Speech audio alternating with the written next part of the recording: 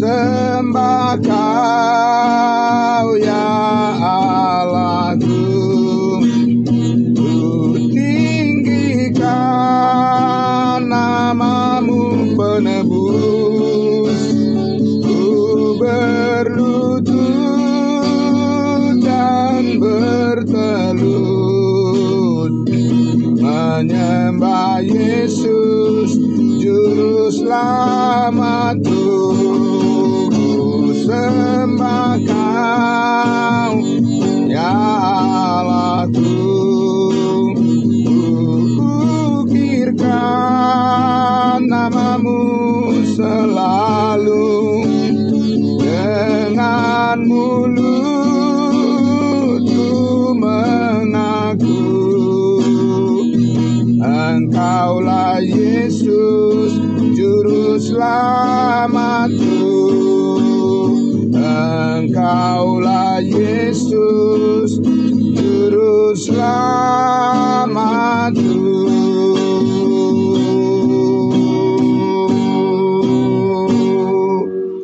Ya, puji Tuhan, Bapak Ibu Saudaraku yang dikasihi Tuhan Yesus. Ya, baik, sekali lagi selamat pagi. Salam buat kita semuanya.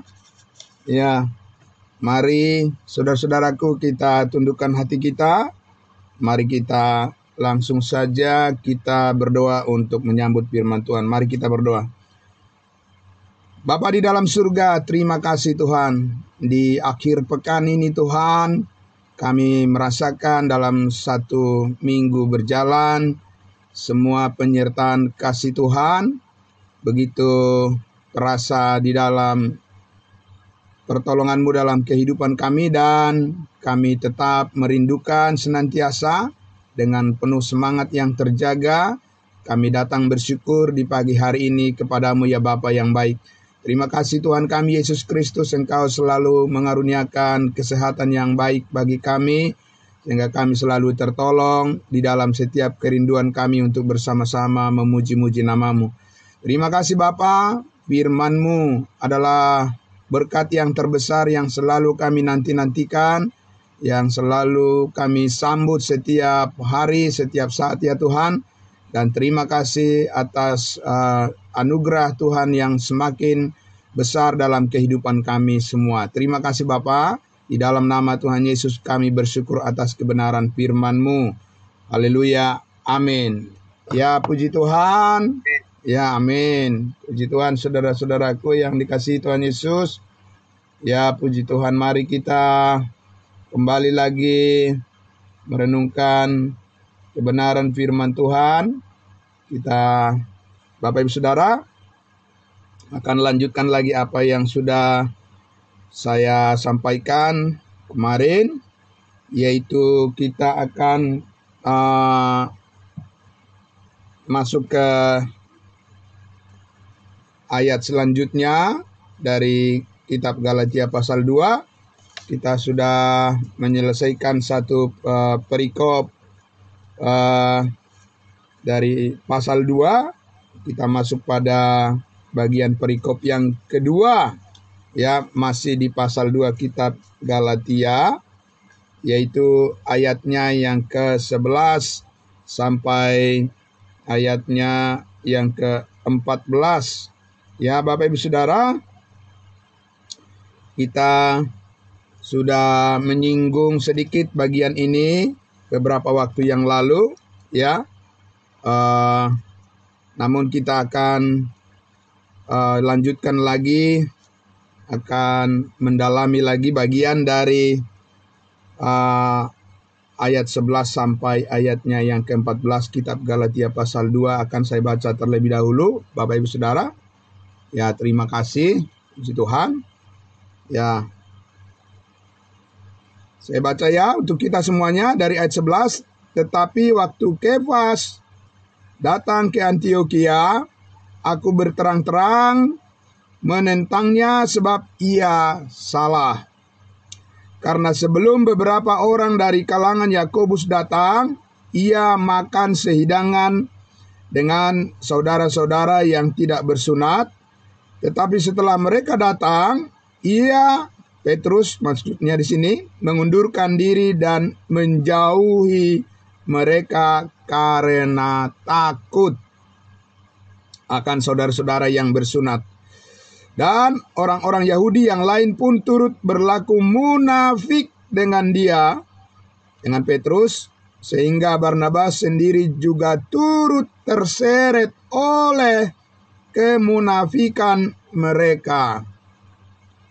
Tetapi waktu kulihat bahwa kelakuan mereka itu tidak sesuai dengan kebenaran Injil, Injil kasih karunia, aku, Paulus, berkata kepada Kepas, Petrus, di hadapan mereka semua, jika engkau seorang Yahudi hidup secara kafir bangsa lain, dan bukan secara Yahudi atau Israel, bagaimanakah engkau dapat memaksa saudara-saudara yang tidak bersunat bangsa lain untuk hidup secara Yahudi?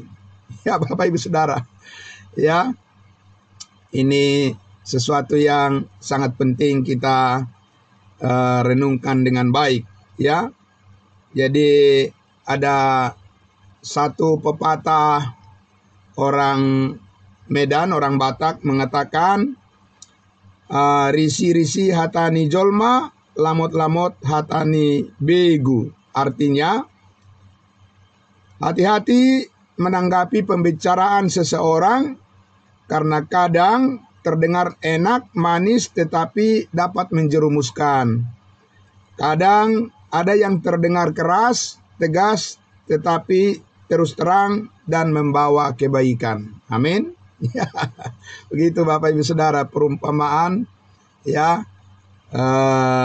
pepatah di orang Batak ada seperti itu. Dan juga tiap suku juga pasti ada yang sama, ya, pepatah yang mirip dengan ini, bahwa kita lihat dalam bacaan kita baru saja Bapak Ibu Saudara, Petrus dan Paulus di sini menjadi pusat dari perhatian kita, ya, dan ini kejadian di jemaat Antioquia di bangsa lain, ya. Kita lihat bahwa Paulus, Bapak Ibu Saudara, dengan tegas, bahkan dia katakan, ya, menegur dengan keras Petrus, ya. Dan Bapak Ibu Saudara, yang pernah menegur Petrus itu, yang kita tahu baru hanya Tuhan Yesus, ya, karena karena Petrus sesumbar. Petrus sebelum Yesus disalibkan, Petrus berkata bahwa dia tidak akan meninggalkan Yesus, tapi dia mau mati bersama dengan Yesus, gitu, ya. Dan dia mengatakan bahwa yang lain boleh pergi, boleh melarikan diri, tapi Petrus bilang, saya siap mati bersama dengan engkau, katanya kepada Yesus. Dan Yesus mengatakan, hai Petrus, sebelum ayam berkokok, engkau sudah menyangkali aku 3 kali, gitu, ya. Jadi memang Bapak Ibu Saudara, Petrus ini mempunyai karakter yang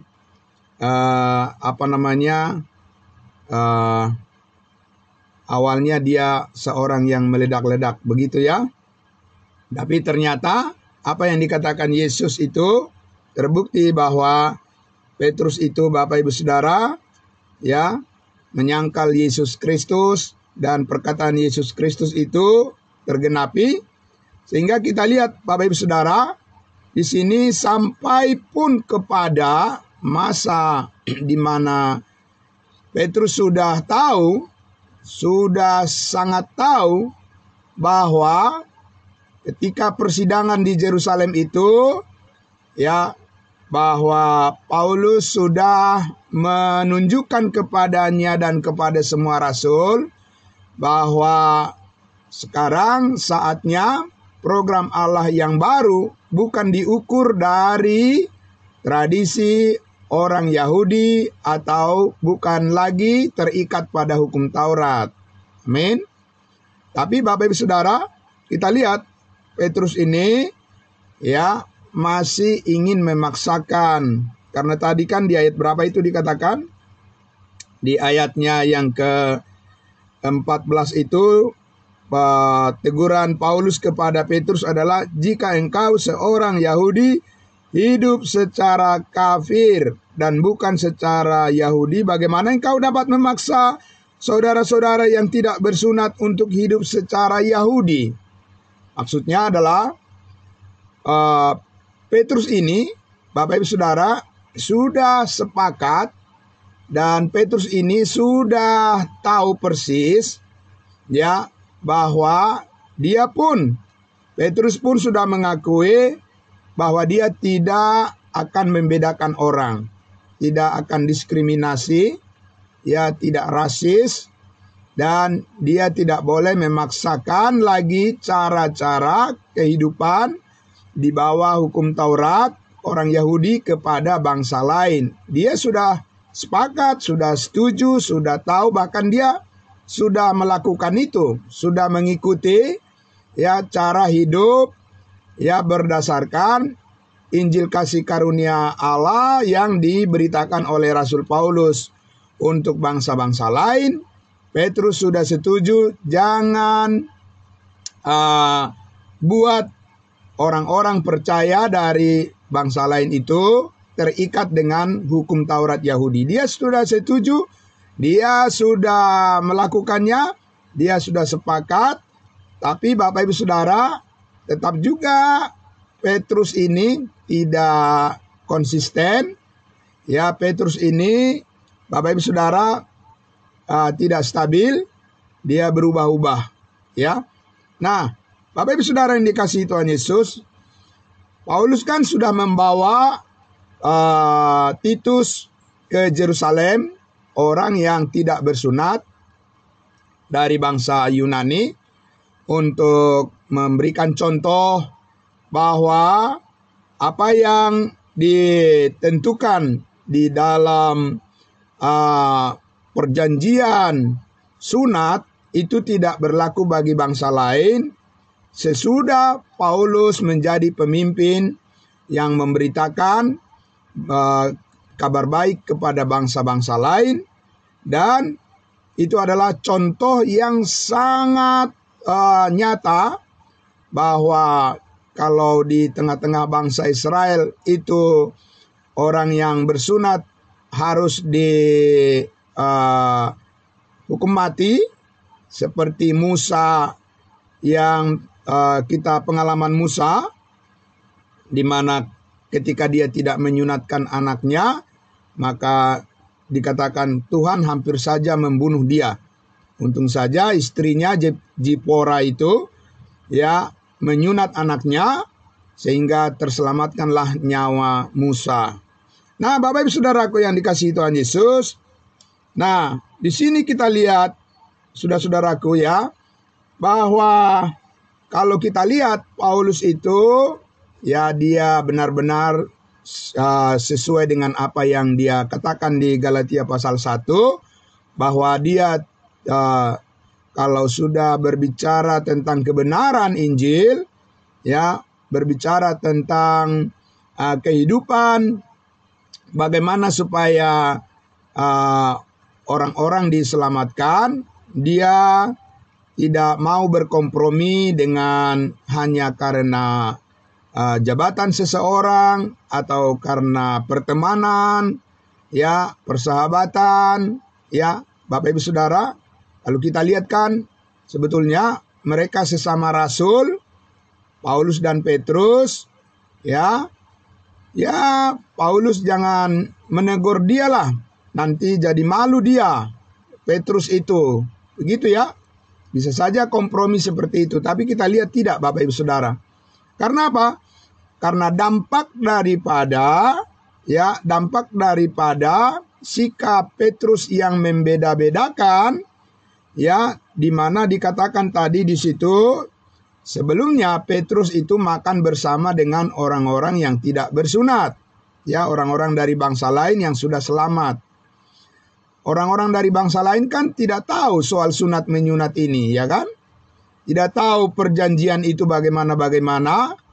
Jadi bangsa-bangsa lain tidak punya kewajiban harus memelihara tradisi seperti itu.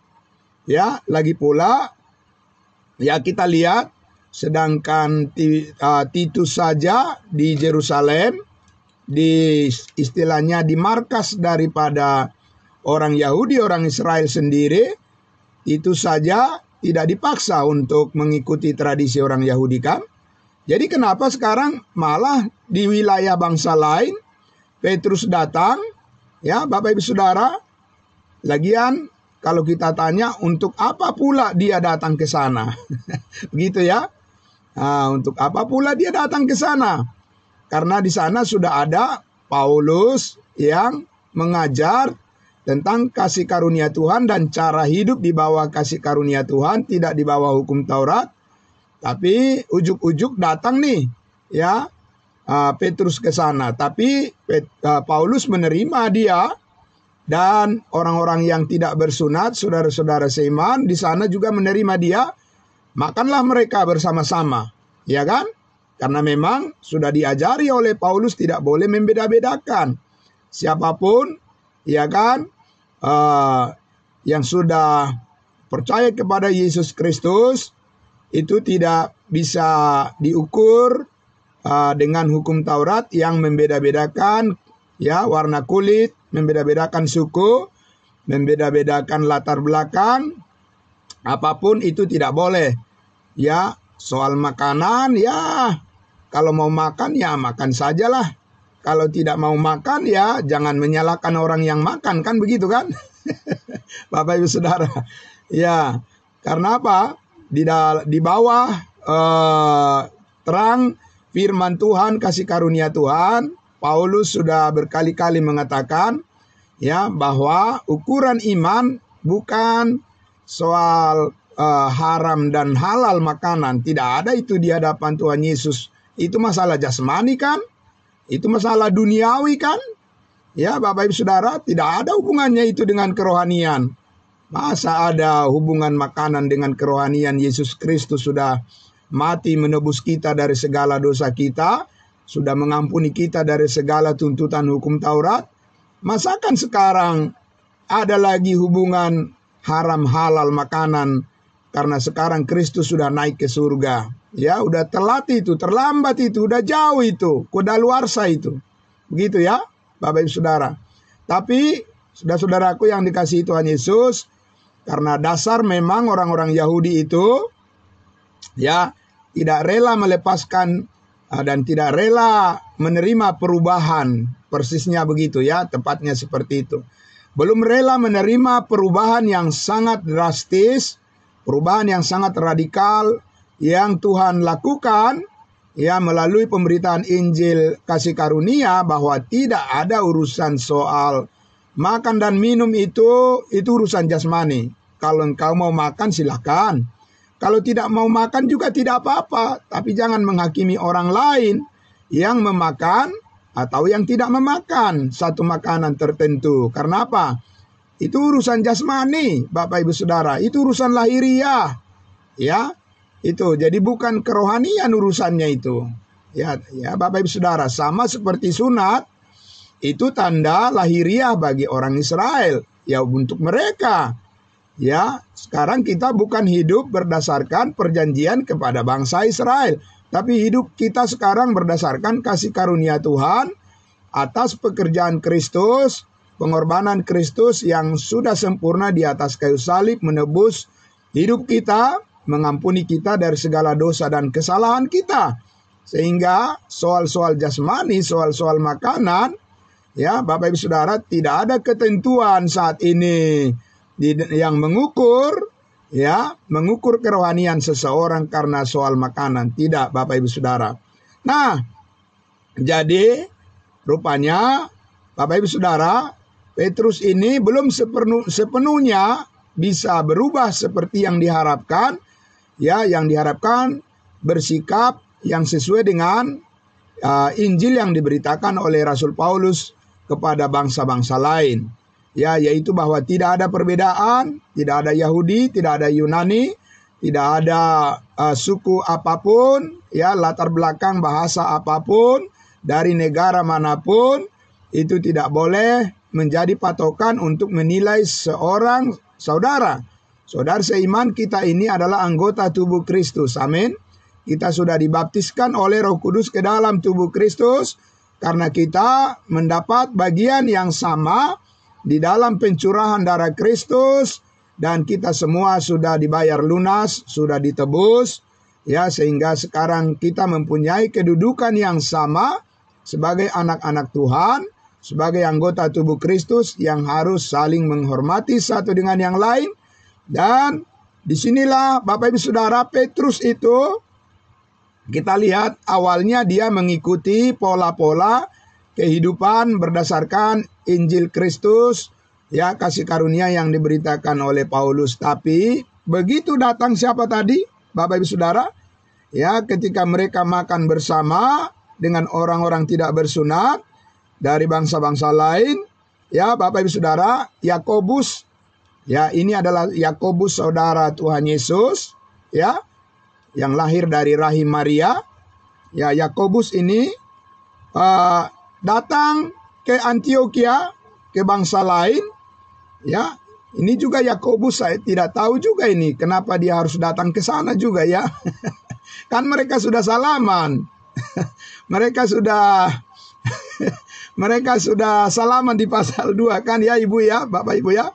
Mereka kan sudah sepakat bahwa Paulus lah yang memberitakan Injil kasih karunia Allah, ya, keselamatan kepada bangsa-bangsa lain. Kenapa mereka datang lagi ke wilayah bangsa lain? Bukankah mereka sudah sepakat supaya Petrus, Yakobus, Yohanes, mereka tinggal saja, ya, melayani di Yerusalem? Kan begitu ya Bapak Ibu Saudara, kesepakatannya, ya.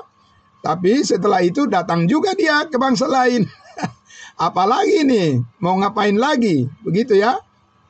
Dan itulah yang terjadi hasilnya.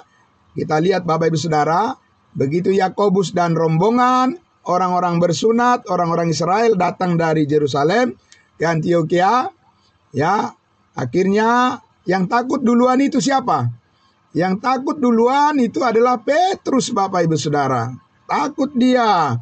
Ya, apa yang ditakutkan? Ya, yang ditakutkan adalah kalau nanti Petrus kembali ke Yerusalem, dia akan diminta pertanggungjawaban, ya, kenapa lagi dia pergi ke bangsa lain, ya, dan kenapa dia makan bersama-sama dengan orang najis, begitu ya. Karena bangsa lain yang tidak bersunat itu, menurut hukum Yahudi adalah najis, tidak boleh bergaul dan tidak boleh makan bersama, karena bangsa-bangsa lain itu, ya, mungkin mereka makan apa ya, mungkin makanan yang haram, makan B2 barangkali, atau apalah yang mereka makan, ya. sehingga ya, Yakobus memata-matai Petrus. Apa yang dimakan Petrus di sana? Apa dia ikut-ikut makan makanan yang dilarang oleh hukum Taurat atau bagaimana? Kan begitu kan? Nah, disitulah Petrus, Bapak Ibu Saudara, langsung dia pergi meninggalkan meja makan, ya, barangkali dia belum dia sudah sempat makan atau sudah setengah kenyang atau apa bagaimana, atau belum makan. Tapi yang jelas sebelumnya dia satu meja, satu hidangan, tapi dia langsung mengundurkan diri, langsung pergi karena Yakobus dan orang-orang Yahudi dari Yerusalem datang. Ya kan? Takut dia katanya. Ya Bapak Ibu Saudara, takut kepada siapa? Takut kepada manusia. Nah, inilah Bapak Ibu Saudara yang terjadi, ya, ketika kita berjuang untuk menegakkan kebenaran pemberitaan Injil kasih karunia Allah itu. Terkadang Bapak Ibu Saudara ada rasa sungkan karena posisi seseorang, atau karena orang lain itu mungkin berpengaruh, atau karena takut kepada manusia dan lain sebagainya. itulah yang menjadi tantangan di dalam pelayanan penginjilan atau di dalam pergaulan ketika kita membawa berita keselamatan kepada orang yang berbeda-beda suku atau yang berbeda-beda budaya. Ya kan Bapak Ibu Saudara ya. Nah, jadi kita lihat di situ Bapak Ibu Saudara, Paulus kan sebelumnya orang Farisi dan dia ahli Taurat. Ya kan? Apa sih yang dia tidak tahu tentang hukum Taurat, Bapak Ibu Saudara? Dia tidak bercacat katanya. Ya, menurut ukuran dia. Ya, bahwa dia adalah orang yang setia memelihara hukum Taurat. Jadi, Bapak Ibu Saudara, tapi karena dia sudah menerima wahyu rahasia di mana Yesus Kristus mengatakan bahwa orang-orang ya dari bangsa lain di bawah pemberitaan Injil yang disampaikan Paulus tidak boleh dikait-kaitkan lagi dengan apa? Dengan hukum Taurat. Ya kan? Tidak boleh lagi menilai kehidupan daripada orang-orang dari bangsa lain yang percaya berdasarkan ukuran daripada tata cara kehidupan orang Yahudi. Ya. Jadi Paulus di situ Bapak Ibu Saudara menganggap bahwa sikap daripada Petrus yang membeda-bedakan orang di bangsa lain itu, membeda-bedakan makanan dan atau apapun itu adalah menjadi satu batu sandungan ya bagi bangsa lain. Batu sandungan kalau hukum Taurat itu dibawa-bawa sebagai standar cara hidup orang Kristen, itu adalah batu sandungan Bapak Ibu Saudara. Batu sandungan untuk apa? Batu sandungan untuk kebenaran Injil kasih karunia Allah. Karena hukum Taurat itu menuntut perbuatan dan pembeda-bedaan ya untuk manusia, ya maka itu menjadi batu sandungan untuk ya pemberitaan Injil keselamatan. Makanya Bapak Ibu Saudara, orang yang masih berpegang pada hukum Taurat, walaupun dia menyebut dirinya adalah orang yang percaya pada Yesus atau pengikut Yesus, dia tidak akan menerima begitu saja apabila kita beritakan tentang keselamatan hanya melalui iman. Mereka akan bilang, oh tidak bisa, harus juga taat dan berbuat baik supaya diselamatkan. Bapak Ibu Saudara, jutaan orang beragama Kristen yang masih punya pandangan seperti itu di zaman now, di zaman sekarang ini.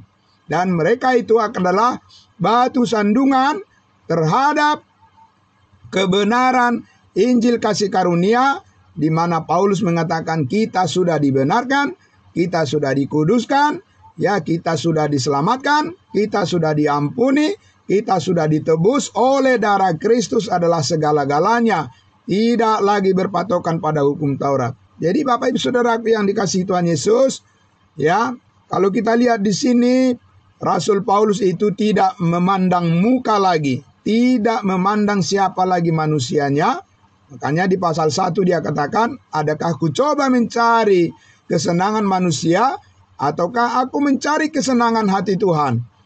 Paulus katakan, aku tidak ingin mencoba, hanya mau berkompromi dengan manusia, tapi aku mau supaya sebagai hamba Tuhan harus dengan tegas dan harus dengan konsisten mengatakan apa yang salah dan apa yang benar. Amin. Bapak Ibu Saudaraku, karena kita lihat tadi Bapak Ibu Saudara, Paulus mengatakan pembeda-bedaan, ya sikap yang tidak konsisten dengan Injil kasih karunia Allah yang ditunjukkan oleh Petrus. Paulus katakan itu adalah suatu perlakuan yang munafik, ya. Dia katakan tadi di situ, ya saudaraku, ayat 13, dan orang-orang Yahudi yang lain pun turut berlaku munafik dengan Petrus. Bapak Ibu Saudara, jadi bukan karena Petrus itu adalah seorang figur, dia adalah seorang rasul, pemimpin rasul Yahudi. Bapak Ibu Saudaraku, dengan mudah saja orang-orang yang lain itu ya meniru, mencontoh yang salah, ya, yang diperbuat oleh Petrus itu, dan itu sangat merugikan orang lain. Ya, betul ya Bapak Ibu Saudara ya. sangat merugikan. Bukan hanya Petrus yang rugi, tapi orang-orang yang di sekitarnya juga. Orang-orang dikatakan bahkan Barnabas. Barnabas adalah orang yang sangat mengetahui dengan baik bagaimana kronologi atau bagaimana langkah awal di mana Tuhan telah memakai Rasul Paulus untuk menjadi pemberita Injil kasih karunia Allah kepada bangsa lain dengan prinsip tidak membeda-bedakan orang, tapi Barnabas pun Bapak Ibu Saudara itu ikut terseret juga. Betapa mudahnya orang-orang ini mengikuti kesalahan daripada Petrus, Bapak Ibu Saudara. Nah, sehingga dikatakan, Bapak Ibu Saudara, karena ayat 14 itu, tetapi waktu kulihat bahwa kelakuan mereka itu tidak sesuai dengan kebenaran Injil. Jadi Bapak Ibu Saudaraku yang dikasihi Tuhan Yesus, kita harus memikirkan kembali baik-baik, Bapak Ibu Saudara, bahwa ada orang yang berpikir begini, bahwa doktrin pengajaran keselamatan itu satu hal, kemudian doktrin perbuatan atau pertumbuhan itu satu hal yang lain.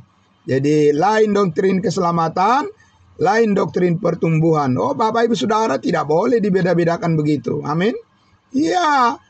Kita tidak mungkin bisa, Bapak Ibu Saudaraku, memisahkan pemahaman kita tentang dasar-dasar keselamatan kita, di bawah kasih karunia Allah, dan harus itulah yang menjadi pokok dasar, itu adalah merupakan landasan bagi perbuatan-perbuatan baik yang kita lakukan, dan tidak boleh menyimpang dari gambar, dari kerangka berpikir, yaitu kebenaran kasih karunia Allah, baik keselamatan maupun perbuatan kita adalah terjadi karena kasih karunia Tuhan. Amin.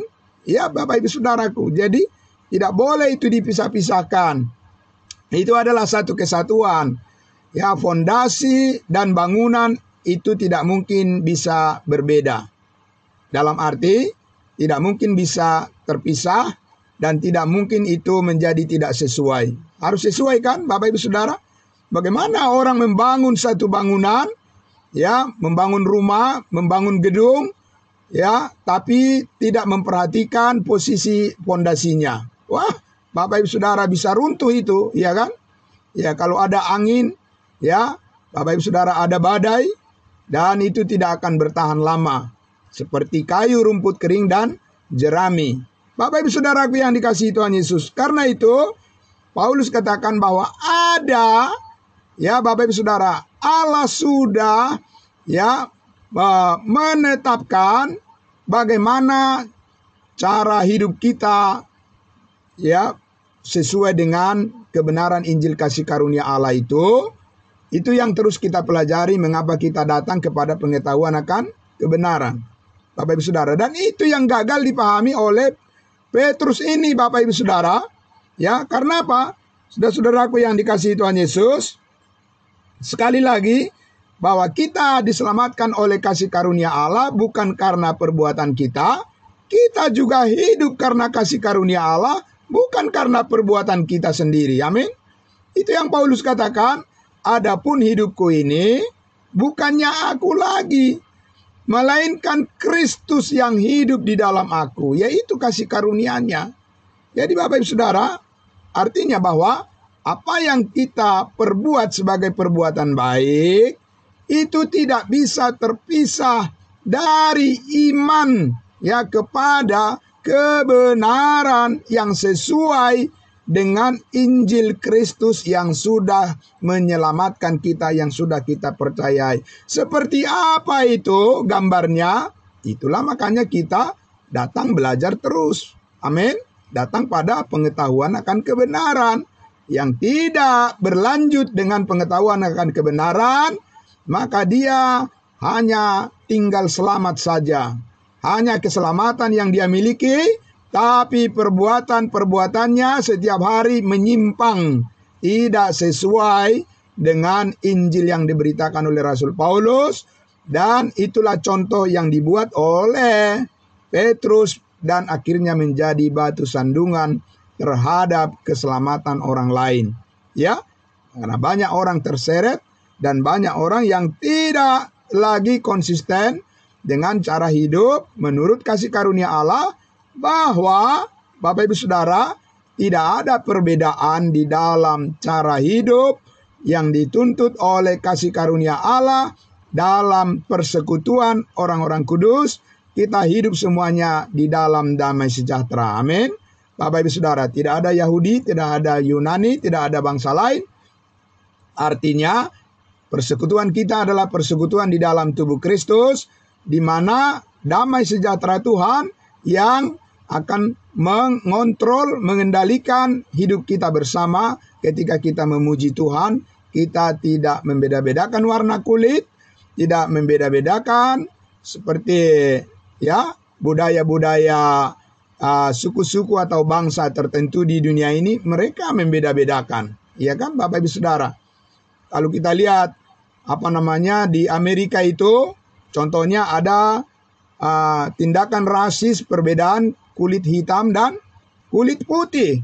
Ya, sampai sekarang juga masih banyak orang di sana yang merasa bahwa hanya kulit putihlah yang mempunyai yang paling superior di negara, di bangsa mereka, Bapak Ibu Saudara. Sehingga ya tidak heran beberapa waktu yang lalu kita lihat bahwa ada penganiayaan, ya ada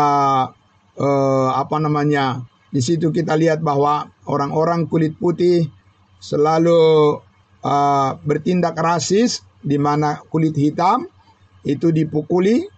Atau juga kalau kita lihat beberapa waktu lalu di berita, ya, yang namanya orang Chinese yang ada di Amerika, di restoran-restoran, ya, ada orang yang merasa bahwa mereka itu adalah golongan kelas 2 atau orang pinggiran atau orang yang tidak layak tinggal di negara mereka, dan mereka menganiaya karena mereka rasis, Bapak Ibu Saudaraku, ya. Nah, mereka diskriminatif begitu. Di mana-mana, di negara mana juga ada seperti itu. Di Indonesia ada enggak? Oh, pasti ada, Bapak Ibu Saudara. Ya kan? Di mana-mana ada yang seperti itu, yang rasis. Kenapa demikian? Karena mereka hidup dalam daging, Bapak Ibu Saudara. Mereka bukan hidup di dalam tubuh Kristus, di dalam kasih karunia Tuhan, yang mana kita tahu bahwa kita diterangi hati kita, bahwa saat ini tidak ada hal-hal jasmani atau lahiriah yang menjadi ukuran kebenaran. Tapi kebenaran saat ini adalah iman kepada Injil Kristus, iman kepada salib Kristus, iman kepada kasih karunia Allah, bahwa saat ini setiap orang yang percaya semuanya adalah anggota tubuh Kristus yang layak hidup bersama di dalam damai sejahtera Tuhan. Amin. Bapak Ibu Saudaraku yang dikasihi Tuhan Yesus. Karena apa, Bapak Ibu Saudara? Karena Injil kasih karunia itu juga disebut Injil damai sejahtera. Injil damai sejahtera ini sasarannya adalah, Bapak Ibu Saudara, iman setiap orang, siapa saja, tanpa memandang perbedaan latar belakang, suku, ya, atau kedudukan sosial, atau apa saja dari negara mana saja, ya, Bapak Ibu Saudara, kaya miskin tidak ada menjadi patokan penghalang untuk setiap orang menerima kasih karunia Allah saat ini. Amin. Siapa saja, karena Yesus mati untuk semua orang. Ya, Yesus mati untuk semua orang tanpa perbedaan dan tanpa pandang bulu. Jadi sehingga Bapak Ibu Saudaraku, karena Allah mengasihi semua orang, Allah menghendaki supaya semua orang diselamatkan, maka darah Kristus itu juga tercurah bagi semua orang. Hanya persoalannya adalah tidak semua orang mempercayai kebenaran itu. Hanya itu yang membedakan. Tidak ada yang lain daripada itu, Bapak Ibu Saudara. Ya, hanya masalah iman, karena tanpa iman tidak mungkin ada orang yang berkenan kepada Allah. Bapak Ibu Saudaraku yang dikasihi Tuhan Yesus, Maka apa yang kita bisa ambil pelajaran dari bagian pertama dulu nih, dari cerita di mana Petrus ini, Bapak Ibu Saudaraku, menjadi batu sandungan untuk pemberitaan Injil kasih karunia di bangsa lain. Saya sudah pernah menyampaikan juga pada Bapak Ibu Saudara bahwa memang bukan Petrus yang ditentukan sebagai model, sebagai teladan, sebagai contoh, sebagai figur yang dapat menunjukkan seperti apa cara hidup berdasarkan kasih karunia Allah di bangsa-bangsa lain. Tapi Pauluslah yang menjadi model yang tepat bagi kita, sebagai rasul yang dipilih oleh Tuhan Yesus, seperti apa hidup di dalam kasih karunia Allah yang selayaknya saat ini untuk memperlancar, mendukung, Bapak Ibu Saudara, memuluskan jalan pemberitaan Injil kasih karunia Allah kepada semua orang. Paulus mengatakan, ikutilah teladanku, jadilah pengikutku, sama seperti aku adalah pengikut Kristus dan menjadi teladan bagaimana hidup di dalam kasih karunia Tuhan ini. Bapak Ibu Saudaraku yang dikasihi Tuhan Yesus, itulah sebabnya mengapa kita harus banyak mengetahui firman yang disampaikan oleh Rasul Paulus, karena itu adalah merupakan pokok utama di mana Yesus Kristus menyatakan dan mengatakan seperti apa kita seharusnya hidup saat ini sebagai pengikut Yesus berdasarkan firman rahasia yang disampaikan oleh Tuhan Yesus kepada Paulus, Bapak Ibu Saudaraku. Jadi saudara-saudaraku yang dikasihi Tuhan Yesus, maka kita bertumbuh menjadi dewasa, kita bertumbuh di dalam kebenaran, Bapak Ibu Saudaraku, kita bisa menjadi orang-orang yang dipakai oleh Tuhan untuk membuka jalan bagi kemajuan pemberitaan Injil Kristus apabila kita terus mempelajari seperti apa kasih karunia Tuhan bekerja di dalam hidup kita berdasarkan firman, khususnya yang disampaikan oleh Rasul Paulus kepada kita sebagai bangsa-bangsa lain, sebagai anggota tubuh Kristus yang hidup saat ini bertanggung jawab untuk menyampaikan berita kabar baik ini kepada semua orang. Bapak Ibu Saudaraku, marilah kita mempersiapkan diri kita terus. Mari kita terus belajar, mari kita terus merendahkan hati kita di hadapan Tuhan, dan mari kita terus datang, terus mendapatkan informasi yang baru dari firman kebenaran yang menjadi jalan hidup kita bersama di dalam tubuh Kristus ini. Diberkatilah kita semuanya Bapak Ibu Saudaraku, dan biarlah Tuhan membukakan jalan untuk berita keselamatan kepada banyak orang, pada saudara-saudara kita yang belum mengenal kebenaran ini. Biarlah kita tidak menjadi batu sandungan buat mereka, tetapi kita menjadi teman yang baik buat mereka, dan untuk bisa menghubungkan Injil Kristus kepada semua orang yang belum menerimanya, yang belum percaya, supaya banyak jiwa yang dimenangkan untuk kemuliaan Kristus. Bapak Ibu Saudara, mari kita bersyukur untuk semuanya ini, kita berdoa. Bapa di dalam surga, terima kasih, kami sangat bersyukur ya Tuhan. Kami pagi hari ini mendapatkan kembali lagi pencerahan dari kebenaran firman Tuhan.